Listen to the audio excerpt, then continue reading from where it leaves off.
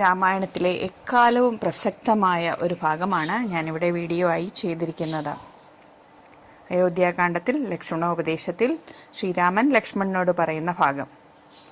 ഭോഗങ്ങളെല്ലാം ക്ഷണപ്രഭാചഞ്ചലം വേഗേന നഷ്ടമായുസ്സുമോർക്കനീ വഹ്നി സന്തപ്ത ലോഹസ്താംബുബിന്ദുനാ സന്നിഭം മർത്യജന്മം ക്ഷണഭംഗുരം ചക്ഷു ശ്രവണഗളസ്തമാം ദർദുരം ഭക്ഷണത്തിനപേക്ഷിക്കുന്നതുപോലെ കാലാഹിന പരിഗ്രസ്തമാം ലോകവും ആലോലചേതസാ ഭോഗങ്ങൾ തേടുന്നു.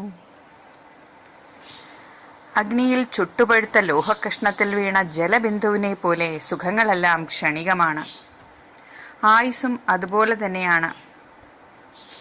ഒരു സർപ്പത്തിൻ്റെ വായിലകപ്പെട്ടാലും തവള സ്വന്തം ഭക്ഷണത്തിന് വേണ്ടി കരയുന്നു. അതുപോലെയാണ്